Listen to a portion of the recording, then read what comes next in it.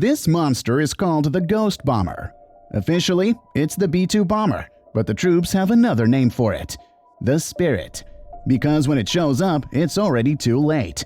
If you're unlucky enough to spot one overhead, your Spirit might just be the only thing that sees it, floating above your own body. No lights, no sound, no warning, no second chance. Just silence, until a 30,000-pound Still missile falls from 45,000 feet and punches through hundreds of feet of mountain like a meteor from God. That's what Iran forgot and started digging nuclear sites under mountains, thinking that would be enough. The Spirit reminded them why you don't provoke a ghost. And this is how it went down. June 21st, 2025, the countdown began. Somewhere deep in the heart of Missouri, under the midnight floodlights of White Man Air Force Base, the most expensive bomber on Earth was getting its final checks. Now, keep in mind, only 19 B-2 Spirits exist. That's it. You're more likely to see a UFO than one of these fly overhead. But on that night, 7 were cleared for launch. And each of those B-2s were carrying history. GBU-57AB Massive Ordnance Penetrators, the largest non-nuclear bombs in the American arsenal.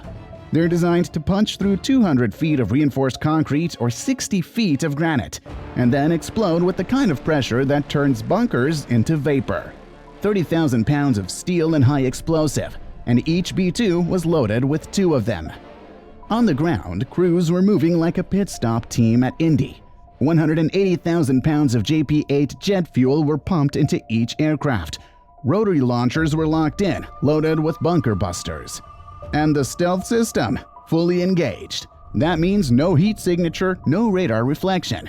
These things are ghosts in the sky. Then came the moment.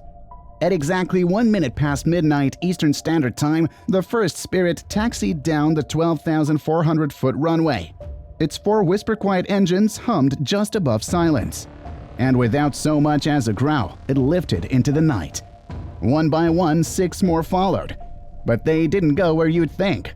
While the real strike team ghosted silently east over the Atlantic, a decoy flight peeled off toward the Pacific. And that was intentional. That's what you do when you know the whole world is watching. Russian and Chinese satellites caught the decoy on their screens. Perfect. Let him stare. Let him guess. Meanwhile, the real payload, the ghost bombers, were already gliding toward the Middle East, unseen, unheard, and unstoppable. Because this mission wasn't about being loud, it was about being precise. And as of that moment, Operation Midnight Hammer was airborne. Once the Spirits left American soil, challenge wasn't stealth, it was far away.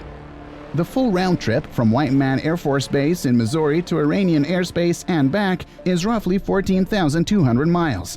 Now, a B-2 is a flying marvel, no question about that. But even with those conformal fuel tanks strapped under its wings, it's not making that trip alone. So the next phase of the mission was precision, in midair at night over open ocean. At 4:00 a.m. Eastern, high above the mid-Atlantic, the first refueling began. Now, picture this. You're flying a $2.1 billion bomber, pitch black outside, storm turbulence around you, and your stealth mode means no lights, no margin for error. And right ahead of you, a KC-135 Stratotanker, cruising steady. You have to close the gap to within 30 feet behind and 15 feet below, and hold it there, at 400 knots. In total radio silence, while taking on fuel at a rate of 1,000 pounds per minute. And if the pilot gets it wrong, just one slip, one misalignment, the probe snaps, the mission's over, and the aircraft turns around. No second try. But these aren't rookies in the cockpit. The boom operator and the Spirit's pilot pulled it off like they'd been rehearsing it in their sleep. Fuel in, connection tight, separation clean. Then it was on to the next and the next. Across the Atlantic and into the Middle East, the refueling dance happened 3 times in total, all flawlessly executed. By 15:30 Eastern, the strike group had officially entered Iraqi airspace. They were now within striking distance. The airspace ahead, still murky, but the ghosts were getting closer, and what was coming behind them would make sure the skies stayed clean. By the time the B-2s entered Iraqi airspace, they weren't alone anymore. Because while the Ghost bombers were gliding in silently, unseen, untouched, the US had already deployed the Hammer to clear their path. Even Ghosts need a clean runway. And that's where America's air dominance really showed. Over 60 fighter aircraft were already in motion, sweeping ahead in the largest coordinated air dominance formation since Operation Iraqi Freedom. It was an aerial wall of silence and power. At the highest altitude, nearly 50,000 feet up, the F-22 Raptors held the line. These jets are built for one job: air superiority. If anything tries to get airborne, the Raptors drop it before it knows what hit it. Just below them, the F-35As ran stealth recon, fully invisible on radar, but scanning everything with their AN/APG-81 and ASQ-239 systems. They weren't there to shoot, they were there to see and to paint targets. Down lower, slicing across the sky, came the Super Hornets and EA-18G Growlers, and this is where things got loud. The Growlers started flooding the spectrum with electronic warfare, pumping out 30 kilowatts of jamming power from their ALQ-99 pods. Suddenly, Iranian radar screens lit up with false targets, ghost aircraft, and signals that made no sense. Aircraft appeared, disappeared, jumped positions. Classic electronic mirage. Operators couldn't tell what was real and what was about to kill them. Then the HARM missiles came out. Between the Super Hornets and Growlers, they had over 60 AGM-88G HARM missiles locked and ready. These are Mach 2.5 radar-sniffing missiles with one mission. The moment a radar dares to light up, boom! The HARM homes in on the source and wipes it off the map. And that's exactly what happened. At 1732, an Iranian S-300 site near Natanz broke radio silence. Big mistake. The second it pinged, an F-35 picked it up. The targeting data jumped to a Super Hornet. Moments later, the HARM missile launched. Zero warning, zero mercy. It struck within 10 meters of the radar truck. The entire site gone. And that was just one. By 1735, 31 radar and SAM sites had been either completely destroyed or shut down out of pure panic.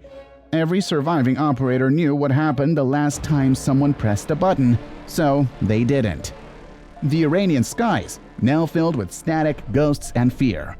And while they were busy chasing false contacts, the real threat was already slipping right through the cracks. The ghost bombers had entered the battlefield, and no one even knew. By now, the skies were cleared, the airspace was silent, and the ghost bombers had reached their marks. And at the top of that target list, Fortified, the crown jewel of Iran's nuclear program. This site was buried, tucked beneath 300 feet of Zagros Mountain, surrounded by reinforced rock, steel, and over a decade of you can't touch this arrogance. Even international analysts admitted Fortified was the hardest target on the map. And at 1740 and 43 seconds Eastern Time, the US sent a reply. The first GBU-57AB Massive Ordnance Penetrator dropped from a B-2 Spirit flying at 45,000 feet. By the time it reached terminal velocity, over 700 miles per hour, it was carrying more than 1.5 billion joules of kinetic energy. That's not a bomb, that's a steel meteor with an IQ. But here's the genius. It didn't explode on impact. It tunneled down first, slicing through layers of earth and concrete like a railgun from God. And only after it had reached about 180 feet underground, the 5,300-pound tritonal warhead detonated. What followed was exactly what it was built for. A localized earthquake shaking the ridge. Ash clouds rolled across the terrain. And from orbit, satellite imagery captured 6 massive craters dotting the mountainside like giant burn holes through reality. The entire stretch of the ridge looked flattened, missing, erased. And while Fortified was still rumbling from the bunker busters, the Iranian raiders were burning or shutting down in fear. Another American weapon system came online, this one not in the sky but under the sea. Roughly 700 miles away, somewhere in the quiet deep off Iran's southern coast, the USS Georgia waited. Not moving, not blinking, just floating, silent, deadly, and invisible. Georgia isn't your average submarine. She was born as an Ohio-class ballistic missile sub originally meant to carry nuclear-tipped Trident missiles. But after being refitted into an SSG-N, she now carries something different and arguably more flexible: 154 Tomahawk land attack missiles in vertical launch tubes. On this night, she was carrying 30 of them, fully armed, loaded, and synced with real-time satellite data. At exactly 19:05 Eastern Time, the Georgia stirred to life. One of her hatches hissed open. Then came the first launch. A Tomahawk Block V roared out of the tube, not vertically like a rocket, but shot out by gas pressure, clearing the waterline like a torpedo on afterburners. Within seconds, it broke the surface, stabilized midair, and ignited its solid rocket booster. That was followed by the rest, one after another, like a drumline of destruction. 30 missiles, climbing into the sky, leveling off at low subsonic speeds, each one flying low, just 100 feet above ground, weaving between valleys, skimming over ridgelines, and hugging terrain to avoid detection. Their engines spurred like jet turbines, powered by F-107 turbojets. But the real brilliance was what guided them. These weren't just fire-and-forget munitions. Each Tomahawk was guided by a combination of onboard AI navigation, terrain contour matching, and live satellite-fed scene comparison, meaning it could see its target and adapt mid-flight. And that made jamming or spoofing it nearly impossible. Their target is Isfahan, Iran's largest nuclear research hub. This isn't some off-grid bunker in the hills. It's a sprawling compound housing conversion facilities, storage tunnels, fuel fabrication labs, and more. It's staffed by thousands of technicians. It's the brain of Iran's enrichment infrastructure, and on that night, the brain got scrambled. The first missile zeroed in on the uranium hexafluoride storage building, hitting it with pinpoint precision. The blast didn't just break concrete, it aerosolized toxic material, turning the entire site into a potential contamination zone. Seconds later, the rest of the barrage arrived, and the compound lit up like a war movie. Explosion after explosion, moving in sequence, targeting control halls, tunnel entrances, reinforced buildings, outer perimeters. The blast tempo was deliberate, wave after wave, spaced tightly, designed to overwhelm any emergency response system still standing. From above, satellite feeds showed shock waves flattening rooftops, tearing through concrete, and throwing up plumes of dust, flame, and chemical haze. By the end of it, at least 18 buildings were confirmed destroyed, some reduced to charred rubble, others collapsed entirely. More notably, several of the tunnel entrances used to store enriched uranium were either damaged or completely sealed, meaning if there was material inside, it's either buried or, worse, exposed. And remember, this all happened while the Iranian air defenses were still looking the wrong way, because the B-2s got their attention, but the missiles came in through the back door. Isfahan didn't get a warning. It got surgical annihilation, straight from the depths. And while the toxic cloud still hovered over the ruins, another target was next in line. The final target of the night wasn't just symbolic, it was strategic. Natanz, another nuclear giant, another fortified complex. But this one had something the others didn't: a legacy. Natanz had been in the headlines for years. It had survived cyber attacks, sabotage, power cuts, even earlier airstrikes. Iran rebuilt it every time, stronger, deeper, more defiant. But not deep enough. While Ferda was cracked open by bunker busters and Isfahan was leveled by cruise missiles, Natanz got both, a rare, brutal combination of air and sea power that left no part untouched. As the B-2 Spirits peeled off from formation, two of them locked in a run straight over Natanz. Their rotary launchers spun into position. Each B-2 Spirit didn't just drop its payload and move on. This part of the mission was engineered to be surgical. The goal wasn't just to hit Natanz. The goal was to wipe out everything beneath it, layer by layer.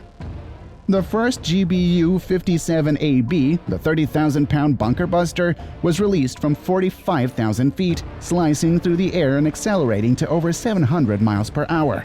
It slammed into the target zone with the force of a freight train made of tank armor. punching through rock and reinforced concrete like it wasn't even there. But it didn't explode on the surface. It tunneled down, deep, clearing out a path as it cracked through the upper layers of the Cascade Hull. Then, once it hit the programmed detonation depth, it went off. 5,300 pounds of tritonal explosive, bursting 180 feet underground, turning the top layer of Natan's centrifuge complex into vapor and rubble. But that was only the first phase. Roughly a minute later, the second GBU-57 followed. This one dropped with even more precision. Its flight path was calculated to thread the needle through the destruction caused by the first one, using that newly blasted tunnel as its entry point. No resistance, no deflection. It drilled even deeper, punching through the collapsed structure and detonating near what analysts believe was the central node of Iran's most sensitive nuclear operations. If anything was still spinning down there, it wasn't anymore. But just to make sure, the final sweep came from the sea. Timed perfectly, as the dust was still settling from the double bunker blast, a wave of Tomahawk Block V cruise missiles flew in low from the south. They weren't going for depth. They were hunting everything left above ground. Control nodes, relay stations, cooling towers, generator sheds, emergency backups, all of it gone in seconds. So if by some miracle anything below ground had survived the bunker busters, it now had no power, no data feed, no oxygen flow, and no way out. The strike wasn't just overwhelming, it was intelligent violence. Sequenced, timed, layered, and executed without a single mistake. And the proof came shortly after. In the hours that followed, the IAEA confirmed that power to the underground enrichment halls had been lost. The status of the centrifuges inside? Unknown, but experts didn't need to see the damage to understand the implications. When your enrichment facility goes dark and stays dark, it doesn't matter how thick the walls are. You're not enriching anything. Iran didn't rush to explain. They didn't hold press conferences. Because what could they say? The lights had gone out, and with that final strike, the full picture came into focus. In just 25 minutes, the United States military had hit 3 of Iran's most fortified nuclear facilities, from land, sea, and air, without losing a single aircraft, without triggering a single radar lock, and without a single Iranian jet daring to leave the runway. 3 separate complexes, 3 different types of delivery systems, 0 casualties on the American side. Because when the ghost comes knocking, there's no siren, no scramble, just silence. And by the time you realize it's there, it's already over.